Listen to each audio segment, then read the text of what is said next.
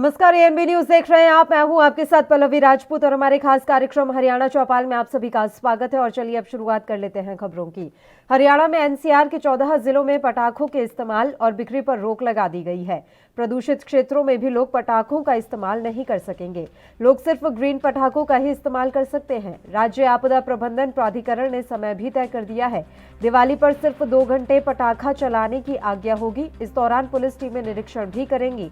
खराब वायु गुणवत्ता वाले शहरों और कस्बों पर भी यह निर्देश लागू होंगे। जिलों के डीसी निरीक्षण समितियों का गठन करेंगे और मुनादी कराएंगे। वायु प्रदूषण वाले इलाकों पर पटाखों के इस्तेमाल पर रोक रहेगी। वहीं सिर्फ लाइसेंस धारक ही पटाखों की बिक्री कर सकेंगे। इस दौरान पटाखों की ऑनलाइन बिक्री और डिलीवरी नहीं की जा सकेगी।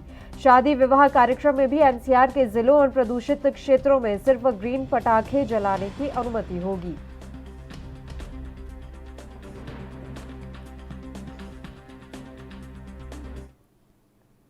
हरियाणा के मुख्यमंत्री मनोहर लाल ने कहा कि सुशासन सहयोगी हैप्पीनेस इंडेक्स का पैमाना बढ़ाने के लिए बेहतर कार्य करें।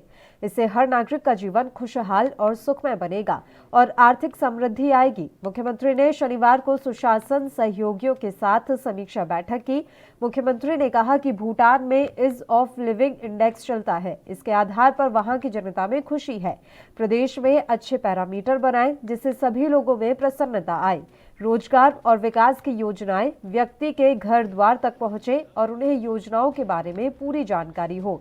अंतिम का उदय कर नीचे वाले व्यक्ति को ऊपर उठाना है। अगला साल सुशासन परिणाम वर्ष के रूप में मनाया जाएगा।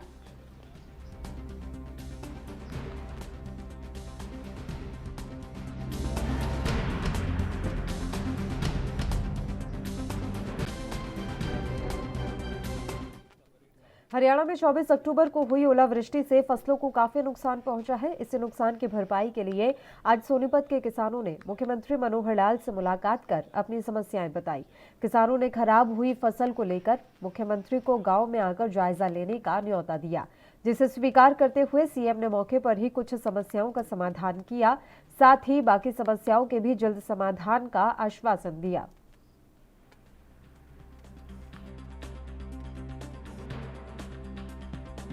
सर, हमारे गांव में और आसपास के गांव में 24 तारीख को बहुत भारी बर्फबारी हुई है, जिसके कारण हमारी फसल बिल्कुल चौपट होगी और हमारे पास दाना भी नहीं बचा। खेतों में पानी भरा हुआ है। और आज हमारे गांव के आसपास के सरपंच, मौजिस आदमी, हरिजन, वाल्मीकि, हम सब मिलकर सीएम साहब के पास आए हैं। आज हमारा बहुत ही अच्छा स्वागत किया। हम आज 60 साल की उम्र में पहली बार सीएम साहब से मिले हैं। हमने तो ऐसा भगवान दिखाई दिया जैसे बस पूछो मत ना। हमारे को तो हम तो अपने आंसू नहीं डांट सकते खुशी के कारण। आज सीएम ने हमारा इतना स्वागत किया है। और हमारे अनुसार 6 तारीख को हमारे गांव में निमंत्रण हमने दिया। वो उसने मंत्री ने हमारे को बहुत आश्वासन दिया है, भाई मैं आऊँगा, तारी सारी समस्या सुनूंगा। गिरदावरी का आदेश दे दिया, ड्रेना की सफाई की दे दी, बिजली 24 घंटे करवा दी। 24 तारीख को हमारे आसपास के क्षेत्र में बहुत ज़्यादा ओलावृष्टि हुई है और बहुत ज़्यादा बारिश हुई है। तो आसपास के गांव पंचायत इकट्ठी हुई थी झरोठी गांव में। चारों तरफ के सरपंच आ रहे थे, मौजूद आदमी आ रहे थे। तो हमने एक सर्व समिति से एक निर्णय लिया गया, जिसमें हम आज अपने मुख्यमंत्री मनोहर लाल खट्टर जी से मिलने आए और हमने आकर अपनी समस्या बताई। तो उसने कुछ समस्या तो अभी हमारे सामने टेलीफोन करके और उनका समाधान कर दिया, जैसे ड्रोनों की सफाई, 24 घंटे बिजली और गिरदावरी के आदेश हमारे सामने। खटकर टोल के पास किसान मजदूरों का धरना अपनी मांगों को लेकर जारी है। आज खटकर टोल प्लाजा पर छात्र, युवा, किसान, मजदूर की महापंचायत हुई। इसमें प्रदेश भर से छात्र, युवा पहुंचे। इस महापंचायत में बड़े फैसले लिए गए। वैसे इस महापंचायत का उद्देश्य युवा छात्र को आंदोलन से अधिक जोड़ना था। इस महापंचायत में किसान और मजदूरों ने भी हिस्सा लिया, जहां युवा छात्रों ने कहा कि किसान मजदूर जब भी आंदोलन करते हैं तो आंदोलन में जीत के बाद ही घर वापसी करते हैं। जब तक उनकी मांगें नहीं मानी जाती, ये आंदोलन भी जारी रहेगा। सरकार को आज नहीं तो कल तीनों कृषि कानूनों को रद्द करना होगा, तो एमएसपी पर कानून भी बनाना होगा।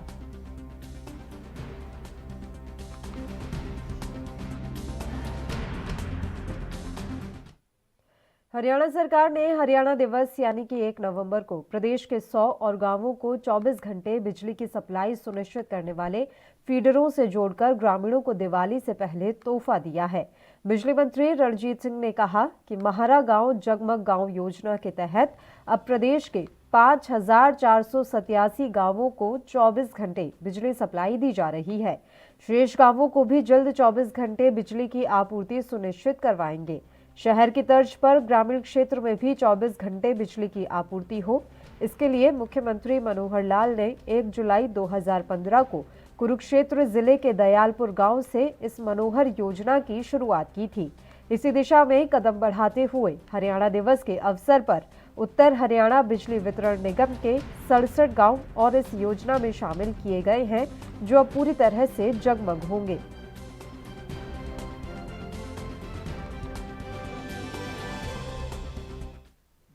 हरियाणा सरकार ने हरियाणा दिवस यानी कि 1 नवंबर 2021 के उपलक्ष्य में ग्रामीण क्षेत्रों के लिए कई घोषणाएं की हैं। इनके तहत अब हर जिले में संपत्ति हस्तांतरण दस्तावेजों के पंजीकरण उद्देश्य के लिए उप मंडल अधिकारी और सिटी मजिस्ट्रेट उप पंजीयक और संयुक्त उप पंजीयक के रूप में नामित किए हैं। तहसीलदार और नायब तहसीलदार भी संयुक्त उप पंजीयक के रूप में कार्य करते रहेंगे। ऐसा होने से काम आसान हो जाएगा। वहीं ग्राम पंचायत संरक्षक योजना भी 1 नवंबर से ही शुरू हो जाएगी। सरकार की ओर से जारी आदेश में कहा गया है कि किसानों और ग्रामीण जनता को संबंधित जिले की सीमा के भीतर जहां वो संपत्ति स्थित है, किसी भी स्थान पर इन सभी अधिकारियों के कार्यालयों में जाने की सुविधा होगी। सीएम मनोहर लाल ने कहा कि वर्तमान में भूमि के कई शेयर होल्डर हो सकते हैं, इसलिए नई राजस्व चकबंदी की आवश्यकता है। प्रत्येक व्यक्ति को अपनी जमीन का खसरा और किला नंबर आसानी से याद रह सकेगा।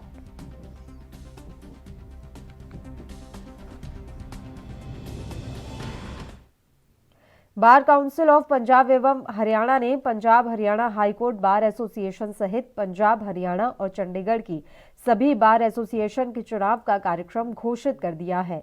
बार काउंसिल ने चुनाव के लिए 17 दिसंबर की तारीख तय करते हुए सभी बार एसोसिएशन को इसकी सूचना भेज दी है। बार काउंसिल ऑफ पंजाब एवं हरियाणा ने चुनाव का पूरा कार्यक्रम जारी किया है। चुनाव कार्यक्रम के अनुसार सभी बार एसोसिएशन के सदस्यों को 3 नवंबर तक अपने बकाया जमा करवाने होंगे। 8 नवंबर तक सभी बार एसोसिएशन को चुनाव कमेटी और चुनाव अधिकारी की नियुक्ति कर उसके बारे में काउंसिल को जानकारी देनी होगी। वहीं 15 नवंबर तक मतदाता सूची पर आपत्ति दर्ज करवाई जा सकती है।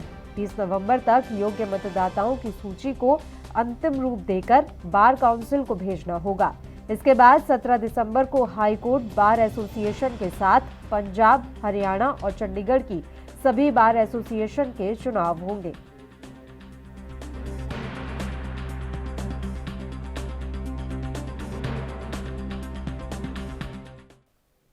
चरखी दात्री में लौह पुरुष सरदार वल्लभ भाई पटेल की जयंती के अवसर पर स्थानीय बलिदान स्मारक स्टेडियम में रन फॉर यूनिटी दौड़ कार्यक्रम का आयोजन किया गया। इसमें 200 से अधिक खिलाड़ियों ने भाग लिया। डिप्टी डायरेक्टर ने यह जानकारी देते हुए बताया कि पूर्व उप प्रधानमंत्री सरदार वल्लभ भाई पटेल की जयंती के अवसर पर रन फॉर यूनिटी कार्यक्रम का आयोजन किया गया है। आजादी के अमृत महोत्सव के अंतर्गत करवाई गई यह दौड़ रविवार को सुबह 7 बजे शुरू हुई।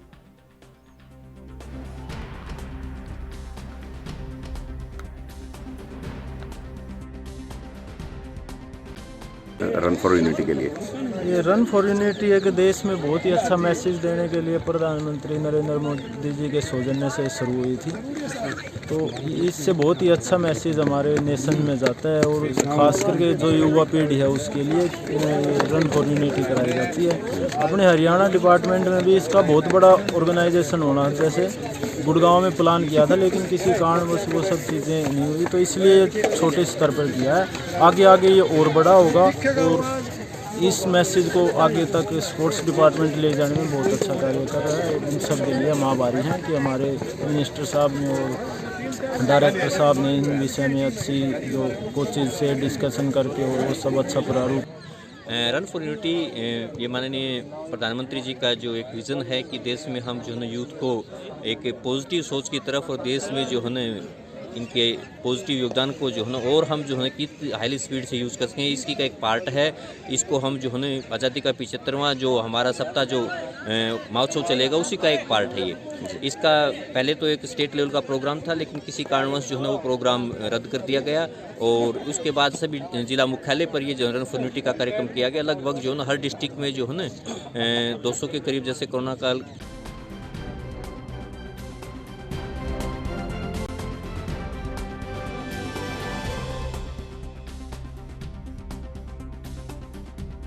रन फॉर यूनिटी दौड़ में जो है प्रतिभाग किया है चरखी दादरी में। आज अमृत महोत्सव के तहत रन फॉर यूनिटी दौड़ का आयोजन किया गया और इस आयोजन में 200 से ज्यादा खिलाड़ियों ने भाग लिया। ये तस्वीरें भी आप देख सकते हैं, रन फॉर यूनिटी कार्यक्रम की ये तस्वीरें हैं जहां 200 से अधिक खिलाड़ियों ने भाग लिया और चरखी दादरी में रन फॉर यूनिटी दौड़ का आयोजन किया गया। अमृत महोत्सव के तहत आज रन फॉर यूनिटी का आयोजन किया गया है। आपको बता दें कि आज सरदार वल्लभ भाई पटेल की जयंती भी है। जयंती के मौके पर आज रन फॉर यूनिटी कार्यक्रम का आयोजन किया गया है। इसके अलावा अमृत महोत्सव भी मनाया जा रहा है। अमृत महोत्सव के चलते कई तरह के कार्यक्रम आयोजित किए जाते रहे हैं जिले में। इसी कड़ी में अब रन फॉर यूनिटी आज आयोजित की गई है और इस रन फॉर यूनिटी कार्यक्रम के तहत 200 स्थानीय खिलाड़ियों ने चरखी दादरी में इस कार्यक्रम में प्रतिभाग किया और दौड़ लगाई।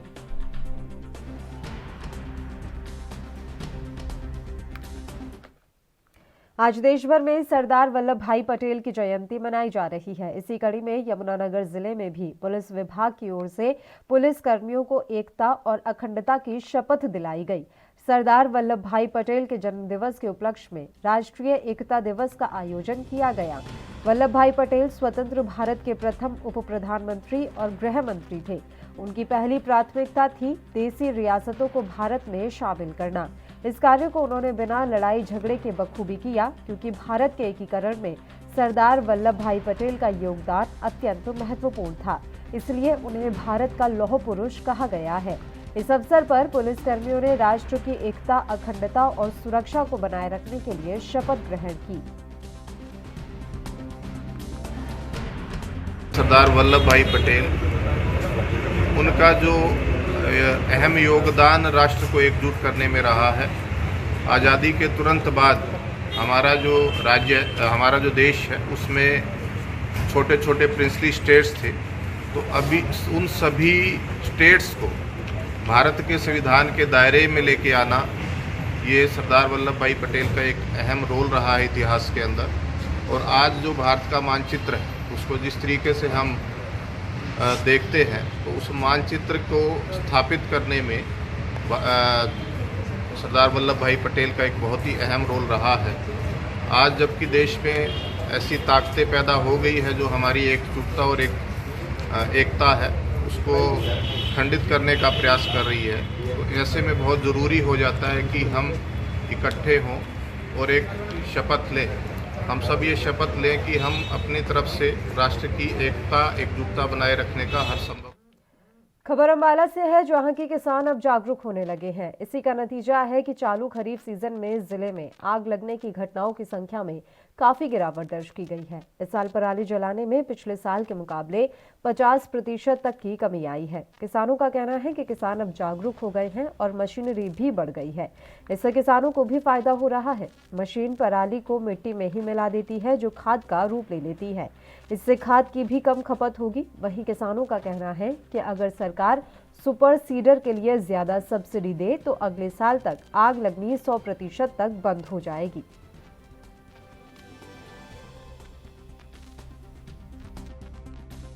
इसमें गाड़ी नमी तकनीक है रही है और जो मशीनरी नमी मशीनरी है रही है गाड़ी, इसमें पराली में आग लगाने में बहुत फायदा हो रहा है। पराली में आग लगाने की कोई लोड नहीं है ज़्यादा। बिना आग लगाए अच्छी बुआई हो रही है। हाँ, बिना आग लगाए अच्छी बुआई चल रही है। इसका सर ये है कि जो आगे तकनीक बढ़ती जा रही है, जैसे कृषि यंत्र जो भी है सरकार दे रही है, कर रही है। जैसे हैप्पी सीटर हो गया, सुपर सीटर हो गया, ठीक है। इसका हमें बहुत बेनिफिट है इस चीज़ का। हमें जैसे कि हमें पराली में आग लाने की जरूरत नहीं पड़ती, जिससे मैंने कि मैं कम से कम दूसरा साल हो गया, मैंने कि 2 साल से कर रहे हैं। बिल्कुल बढ़िया, कोई प्रॉब्लम नहीं है, उनकी अच्छी फसल हो रही है, कोई दिक्कत नहीं है इसमें सर। पहले हैप्पी सीटर आया था, हैप्पी सीटर के भी काफ़ी रिजल्ट अच्छे आए हैं। अब की बार फिर एक नवी तकनीक पिछले साल सुपर सीटर आया, सुपर सीटर से बहुत अच्छी अपना बाही हो रही है, वो फन्ने को बीच में उड़ा देता है, मिट्टी के साथ में मिल कर देता है। थोड़ी हैप्पी सीटर में दिक्कत आ रही थी, जो पानी लगाने के लिए कई बार जो डूंगे खेत हैं उनमें दिक्कत आएगी थी, पर सुपर सीटर ने और काम बढ़िया कर दिया और हर साल मशीनरी बढ़ती जा रही है। सुपर सीटर किसान जागरूक हो गया इसलिए कि मशीनरी बढ़ गई। जैसे हैप्पी सीटर था पहले, अब की बार सुपर सीटर आ गया और किसान को भी फायदा है, पराली मार रड़ती है, खाद की भी कमी आएगी। खाद बुलेटिन में खबरों का सिलसिला लगातार जारी रहेगा। यहाँ रुकते हैं एक छोटे से ब्रेक के लिए, आप बने रहिए हमारे साथ।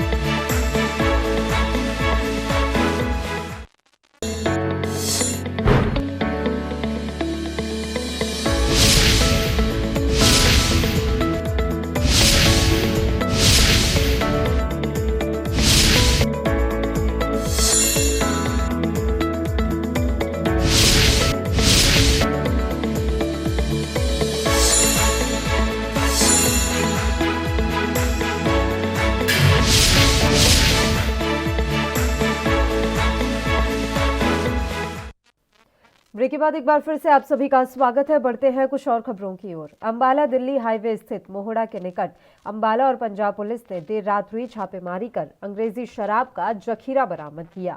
सूचना मिलने के बाद मोहाली डीएसपी गुरसेवक सहित उनकी टीम अंबाला पहुंची और डीएसपी अंबाला राम कुमार के साथ देर रात मोहड़ा में छापेमारी की। इस बीच पुलिस को प्लाट दिखा जिसकी ऊंची ऊंची दीवारें थी और गेट पर ताला लगा हुआ था।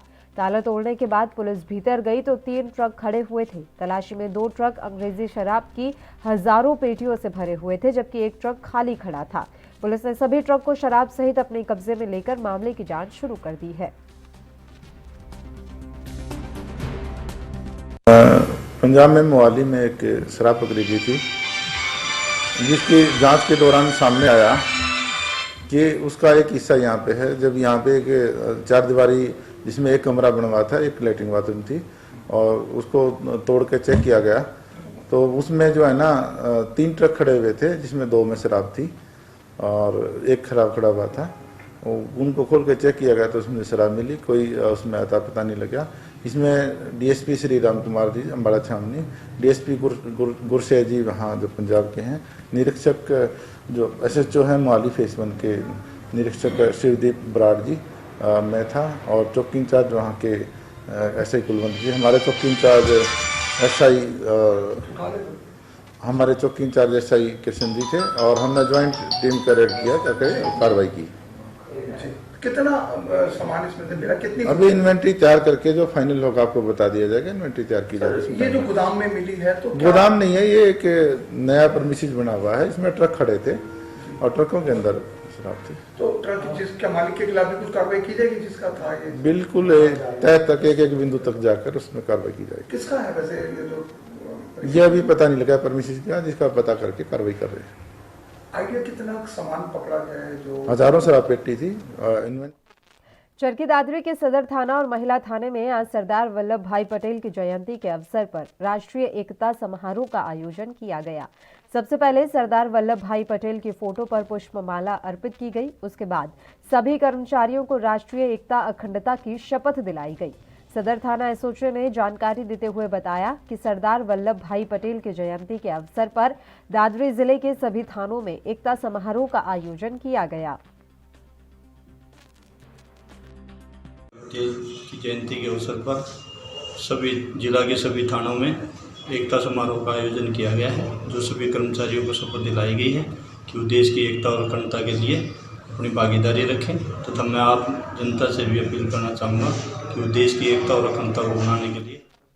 कोरोना के कहर के बाद पहली बार बाजारों में रौनक लौटती नजर आ रही है। दिवाली का त्योहार बेहद नजदीक है। ऐसे में लोग अब खरीदारी करने के लिए बाहर निकलने लगे हैं। बात करें हरियाणा के जींद शहर की, तो यहाँ के बाजारों में भी अब रौनक लौट चुकी है। बाजार रंग बिरंगी लाइटों से सजे हुए हैं। इसके अलावा लोग भी अब खरीदारी के लिए बाजार जा रहे हैं। वहीं दुकानदारों को भी इस बार अच्छी बिक्री की उम्मीद है। 2 साल से कोरोना करके बहुत ही मतलब बाजार बंद थे और अब खुले हैं तो लोग खुल के खरीदारी कर रहे हैं। हर तरह के आइटम है, लेडीज़ के लिए ज़्यादा हैं, बच्चों के लिए, लेडीज़ के लिए, लड़कियों के लिए ज़्यादा।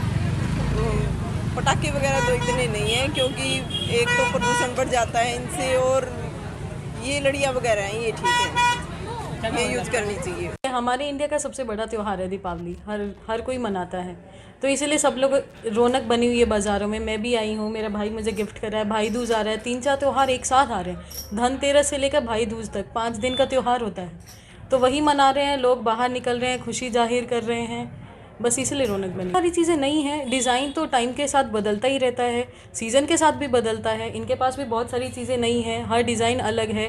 चांदी की बात कर लो, सोने की बात कर लो, या आप डायमंड्स में चले जाओ, हर डिज़ाइन अलग है। त्योहारी मौसम में बाजारों में भीड़ बढ़ रही है। ऐसे में अपराधियों की किसी भी गतिविधि को अंजाम देने का खतरा भी बढ़ जाता है। ऐसे में जींद पुलिस ने बाजारों पर खास फोकस करते हुए एक खास योजना बनाई है। इसके तहत बाजारों में दिवाली तक नाकों के साथ साथ अब पुलिस की पैदल गश्त भी बढ़ा दी गई है। बाजार में पुलिसकर्मी अब पैदल गश्त करेंगे। इसके अलावा सादे कपड़ों में भी पुलिसकर्मी तैनात रहेंगे। गौरतलब है कि त्योहार के मौके पर बाजार में काफी अधिक भीड़ रहती है। ऐसे में पुलिस प्रशासन पहले ही यह सुनिश्चित करने में जुटा है कि किसी भी प्रकार की कोई गड़बड़ी ना हो। इसके लिए मुख्य रूप से शहर थाना से तांगा चौक से शिव चौक और शहर थाना से घंटा घर चौक तक पुलिस खास नजर रख रही है। इसके अलावा बाजार में प्रवेश करने वाले रास्तों पर भी बैरिकेडिंग की गई है। के चलते बाजार में ड्यूटियां लगाई गई हैं, तो व्हीकलों की चेकिंग की जा रही है, जिसके चलते इसी में 2 बुलेट मोटरसाइकिल जो मॉडिफाइड किए हुए थे, सिलेंसर पटाखे बजा रहे थे, उनके चालान किए। इस तरह की गतिविधियों पर विशेष नज़र रहेगी और इसके अलावा भी व्हीकलों की चेकिंग की जा रही है और चालान किए जा रहे हैं, क्योंकि त्यौहार के चलते भीड़ बढ़ जाती है। इसके लिए स्पेशल अभियान चलाया गया है। तो इसमें जो बुलेट के चालान हैं मॉडिफाई के, कितने के हुए सर? इसमें करीब 33,000 और 33,500 के इन 2 मोटरसाइकिल। तो जींद से ये अहम खबर हमने आप तक पहुंचाई कि अब जींद के बाजारों में इस समय पुलिस जो है अपनी गश्ती लगातार बढ़ा रही है, ताकि किसी तरह की कोई भी दिक्कत ना हो और आपराधिक गतिविधियों पर लगाम लगाई जा सके। और इसी के साथ अब चलिए अगली खबर का हम यहां पर रुख कर लेते हैं। इस बार आजादी का अमृत महोत्सव और भागवत गीता समारोह मनाया जाएगा, जिसमें देश के प्रमुख स्वतंत्रता सेनानियों का सम्मान किया जाएगा। स्वतंत्रता संग्राम में भागवत गीता की भूमिका जैसे विषयों पर विद्यार्थियों को जोड़ते हुए कार्यक्रम आयोजित किए जाएंगे। यमुनानगर पहुंचे महामंडलेश्वर स्वामी ज्ञानानंद जी महाराज ने मीडिया से बातचीत करते हुए बताया कि 9 दिसंबर से 14 दिसंबर तक कुरुक्षेत्र में कई कार्यक्रम होंगे। 11 दिसंबर को आयोजित कार्यक्रम में लोकसभा अध्यक्ष मुख्य अतिथि के रूप में शामिल होंगे। गीता महोत्सव का स्वरूप अभी लगभग निश्चित हो गया है। जो अंतर्राष्ट्रीय गीता महोत्सव के रूप में कुरुक्षेत्र है, वो 9 तारीख को प्रारंभ होगा गीता यज्ञ और सेमिनार के साथ, और 14 तारीख तक ये कार्यक्रम चलता रहेगा, जिसमें सेमिनार होंगे। यद्यपि इस बार अभी अंतर्राष्ट्रीय स्कॉलर्स को नहीं आमंत्रित किया गया, कोविड का अभी कुछ असर देखते हुए, लेकिन राष्ट्रीय स्तर पर अच्छे सेमिनार होंगे, चिंतन होगा, मंथन होगा और ब्रह्म सरोवर के तट पर ही मुख्य कार्यक्रम होंगे। साथ में 12 तारीख को एक विराट संत आशीर्वचन कार्यक्रम होगा, संतों का बोधन भगवद गीता पे रहेगा। 11 तारीख को लोकसभा अध्यक्ष गीता जयंती महोत्सव में रहेंगे और अलग अलग दिनों में ऐसे ही विशिष्ट जन रहेंगे। 14 तारीख को T20 विश्व कप में आज टीम इंडिया को सबसे बड़ा मुकाबला खेलना है। रविवार को कोहली एंड कंपनी की भिड़ंत न्यूजीलैंड से होगी। सेमीफाइनल की राह आसान करने के लिए टीम इंडिया को आज का मैच हर हाल में जीतना होगा। बता दें कि दोनों टीमें अपना पहला मुकाबला पाकिस्तान के हाथों गंवा चुकी हैं। भारत को पाकिस्तान ने 10 विकेट से हराया तो न्यूजीलैंड को उसने 5 विकेट से पराजित किया। आज का मैच भारत और न्यूजीलैंड दोनों के लिए करो या मरो का मुकाबला होगा। T20 विश्व कप में भारत का न्यूजीलैंड के खिलाफ रिकॉर्ड खराब रहा है।